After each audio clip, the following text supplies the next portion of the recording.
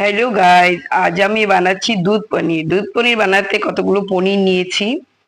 এবার নিয়েছি কাজু বাদাম, এখানে কিছু আদা, এখানে পোস্ত, তারপর নিয়েছি এখানে টমেটো, তারপর এখানে নিয়েছি এলাচ, কসুরি মেথি, দারচিনি, লং, কাঁচামরিচ, তেজপাতা। দুধ নিয়েছি। এবার নিয়েছি এখানে গরম মশলা।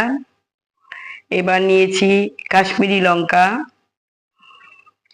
এবার নিয়েছি ঘি, হলুদ, লবণ,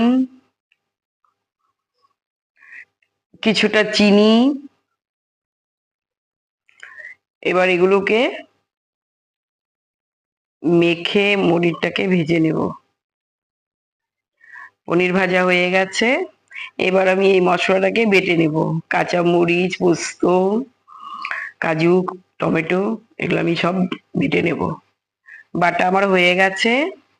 এবার তেলে কিছুটা ঘি ঢেলে দিলাম,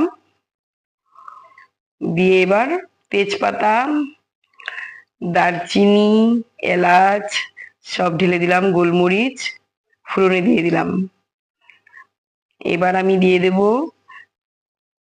যে মশলাটা বেটে রেখেছিলাম সেটাকে দিয়ে দেব। দেওয়া হয়ে গেল, একটু ভেজে নিয়ে এটাকে পুরোটা দিয়ে দিলাম। এবার আমি এটা মধ্যে দিয়ে দেব কিছুটা শুকনো লঙ্কার গুঁড়ো, তারপর দেব এটাতে কিছুটা হলুদ, লবণ, একটু নেড়ে চেড়ে তারপর কাশ্মীরি লঙ্কা, এটা দিলে কালারটা খুব সুন্দর হয়, তাই দিচ্ছি। এবার দিয়ে দেবো একটু চিনি, সামান্য চিনি। চিনি দিলে টেস্টটা ভালো আসে।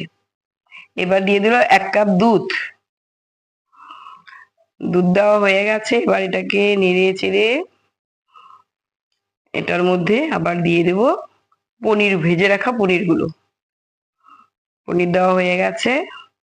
এবার এটাকে একটু নেড়ে এখানে দিয়ে দেব কসুরি মেথি। কসুরি মেথি দেওয়া হয়ে গেছে। এবার দিয়ে দেব গরম মশলার গুঁড়ো।